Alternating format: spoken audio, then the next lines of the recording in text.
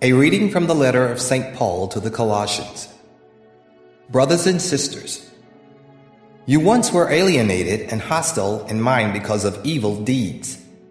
God has now reconciled you in the fleshly body of Christ through his death, to present you holy, without blemish, and irreproachable before him, provided that you persevere in the faith, firmly grounded, stable, and not shifting from the hope of the gospel that you heard, which has been preached to every creature under heaven, of which I, Paul, am a minister. The word of the Lord. The response is, God himself is my help. O God, by your name save me, and by your might defend my cause. O God, hear my prayer, hearken to the words of my mouth. God himself is my help. Behold, God is my helper. The Lord sustains my life.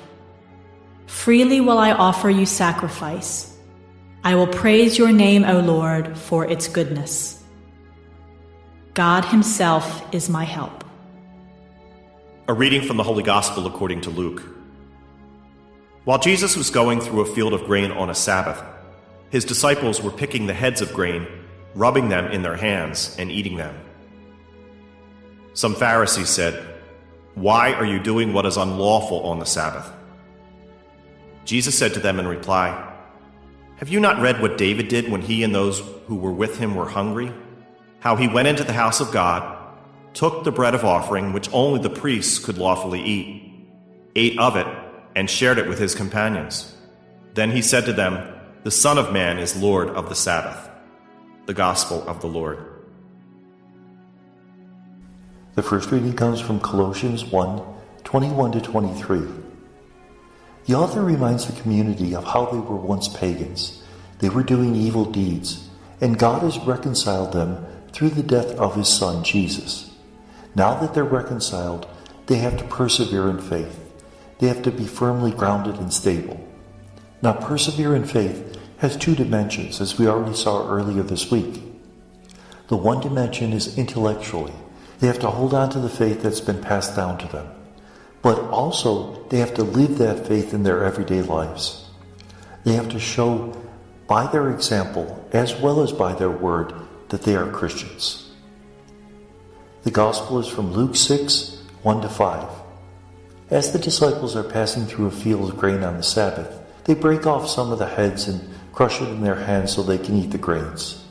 Now the Pharisees object to this because they consider that doing work on the Sabbath. Technically in the law, it is not doing work. You're allowed to take a mouthful of grain from the field. You're just not allowed to harvest.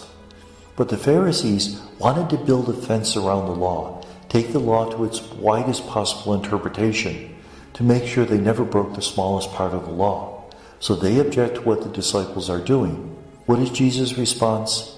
Don't you know what David did when he was hungry? He ate the showbread in the shrine that only the priests could eat. Once a week, bread was brought to the shrines, to the temple, and dedicated to the Lord. And since it was dedicated, it was considered holy. And only those who were consecrated could eat that bread. So at the end of the week, the bread was eaten by the priests. David, who's running away from Saul, running for his life, is given some of the showbread, and he and his soldiers eat it, which is technically a breaking of the law, but it was for a greater good. Jesus also says, the Son of Man is Lord of the Sabbath.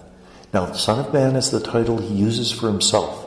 Doesn't call himself Lord, doesn't call himself Messiah, calls himself Son of Man.